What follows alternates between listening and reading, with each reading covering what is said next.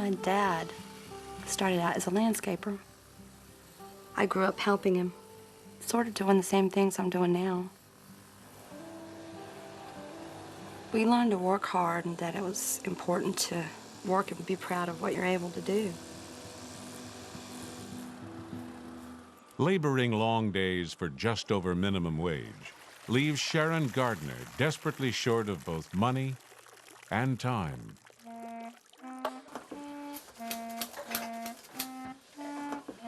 Between her job and the countless hours it takes to be a mother, it is an endless struggle to support herself and her children alone.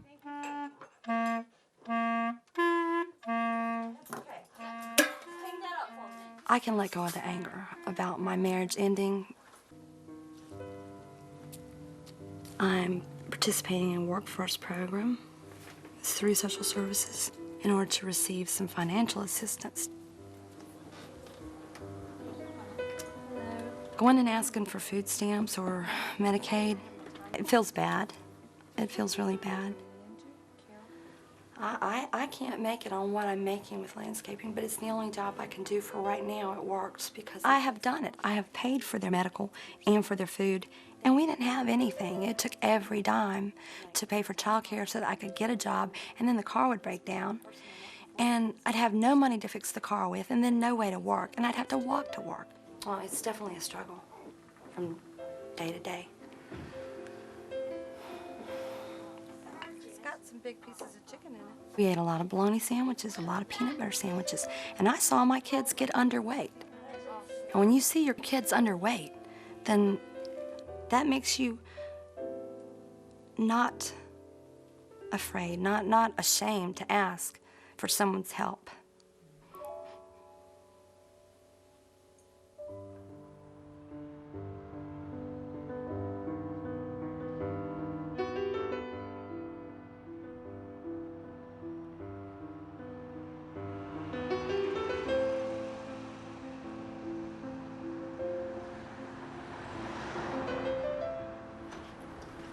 Come in.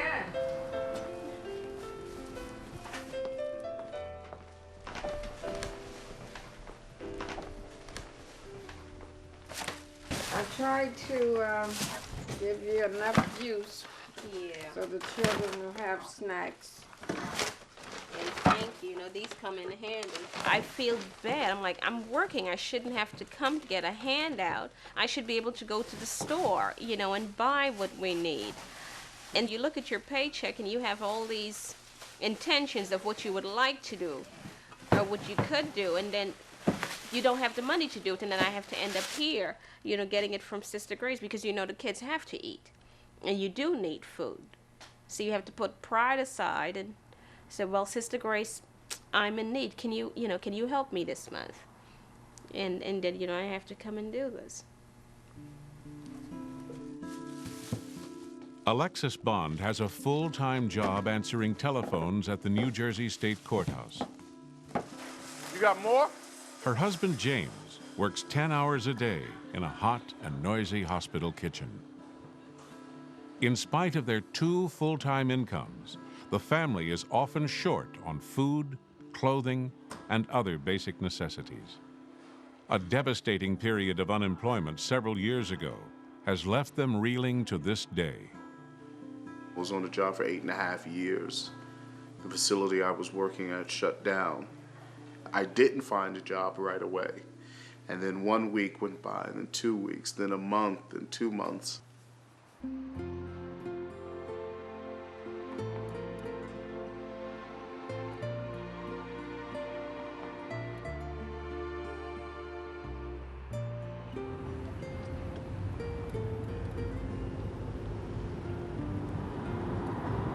I grew up here in San Diego, been 41 years now. When I was growing up, I was just thinking about making a good living like my parents did, just living, you know, just working, you know, paying the bills and having a good life, I guess. I think after I got married and started having kids is when I realized that, you know, you need a whole lot of money to do that. After 5 years on the job as a dispatcher at a security firm, Ralph Armas takes home about $300 a week. In San Diego, like many places around the country, rents have skyrocketed. Most of what Ralph earns is spent keeping a roof over his family's head. The best roof he can afford. Where's that Joshua? He's hiding again, isn't he? Yeah, like always. Josh. We're a family of 4, and we're renting actually a 1-bedroom studio apartment. You know, it doesn't even really have a bedroom. It just has a living room and a small little kitchen and a bathroom, and that's it. When you're young, you know, you think, well, you know, get married, have family, and everything's going to be just perfect, and it's not like that. And now we struggle, and now the kids are seeing that, and they're growing up with that. Did you get your drink? Did the boys eat already? No. Even people that we think don't have money, mostly everybody spends at least, you know, $200 a week on groceries. We probably barely get by with $50 a week, sometimes even less. It's hard for me because I'm the mom, and when they're hungry, they come to me, and they're like, Mom, I'm hungry. I'm just like, oh my God, you know, when I don't have like something to make. Joshua, how did you do on your spelling test today? I got a B. Probably. You wouldn't get raises at work, but the cost of living kept going up. So finally one day we found ourselves where we couldn't even pay our rent in a 2-bedroom apartment anymore. And we were actually homeless for a few months. That's one thing that my boys would never forget then. They're even embarrassed about it now. They say, oh, you know, don't tell nobody we were homeless for that period of time. But we actually were. So, you know, we've been there, you know, where we actually didn't have our own place to stay. I don't think that kids should be raised in poverty. I feel for any kid because it's not their fault.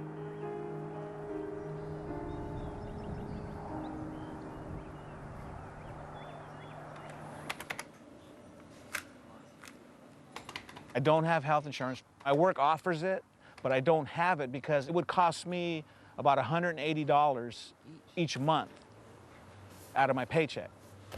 What's going on? I need that $180 to pay my rent, to pay my car, and you know, for other expenses, I can't get health insurance only because I can't afford it. And I can't go get assistance even now because of the fact that I'm making $10 an hour. They think, well, you're making $10 an hour, you can afford your own health insurance, but the reality of it is you can't. For several years, Alexis worked at a neighborhood school which allowed her to get home at the same time as her kids. But with the family in need of every possible dollar, she took a higher-paying job, a long walk and 2 bus rides from home.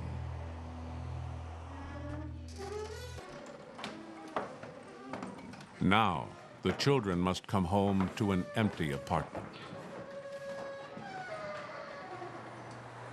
The area that we live in is far from the best. At night. Drugs Trying and to sleep. gangs are right You hear across the street. sirens. You hear sirens at night, or you hear gunshots.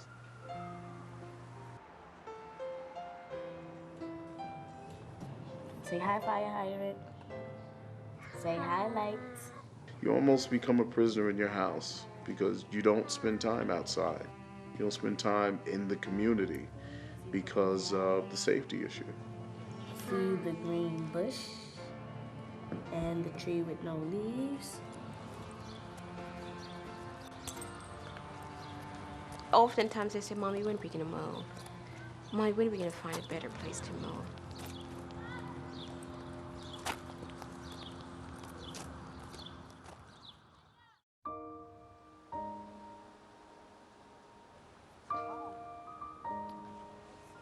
I have to pay rent, utility bills, a phone bill.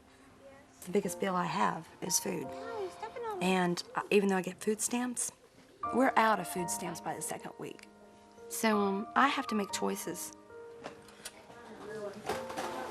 I can't afford to pay $15, $20 for the kids' clothes. But I can come here and get shirts, pants for 25 cents. And that's where most of the clothes come from. If you want this one? Sure. The kids don't like to come here. They wouldn't want any kids from school to see that they had come in here. They don't want to be ridiculed. They don't want to be pushed aside and not fit in. Check it out. It's green, Everett. It's fine. I can put something on this. I can sew a patch on it that has your name on it. It's got a place for pencils. I was always doing retail, working at stores, retail stores. You know, you get paid minimum wage. If I'm gonna spend all my money paying for the babysitter and for the car payment, the insurance payment, well, I'm not gonna have nothing left, you know? So I wanted something that would be better. I just decided to go to the financial aid office and get an application and see if I qualified for a grant. And of course I did. So I decided to come back to college and at the same time working part-time and make some little bit of money. It's a lot, but it's worth it. I don't know, I think that it's worth it.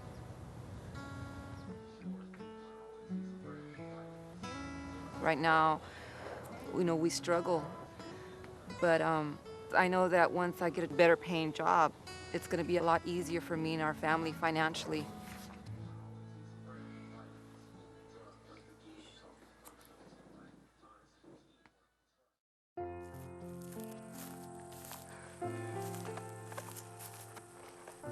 I hope that my children are all safe and happy. I want them to be God-fearing, loyal, trustworthy, honest to themselves and others. I work hard for them because I love them, because God expects me to, and I feel this responsibility towards my children and the community. I'm dealing with social services with the Work First program to make ends meet, and I'm not sure what's going to happen when that ends. It's kind of scary. I know there's a way, and where there's a will, there's a way. I think my parents taught me that. Where there's a will, there's a way.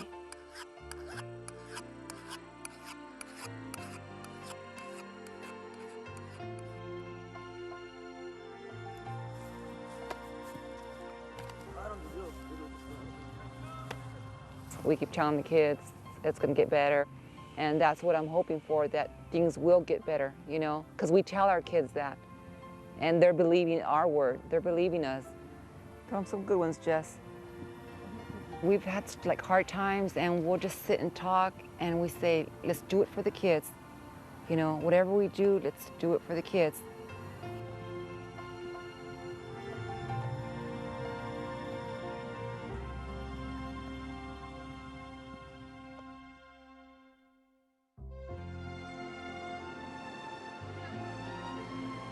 I think the biggest fear is going back to where you were. Going back to where things were when they were so bad. Watch your back. And my other one is probably staying where we are. Because where I am now, I don't want to be. I'd like this family to move on, to progress. I have a home where the kids are happy and comfortable. Those things are important, not luxuries, just a home. You know, where we can have barbecues in the backyard and the kids can go out and play, you know, in a nice, secure neighborhood. It's rough right now, but it's gonna be okay after a while.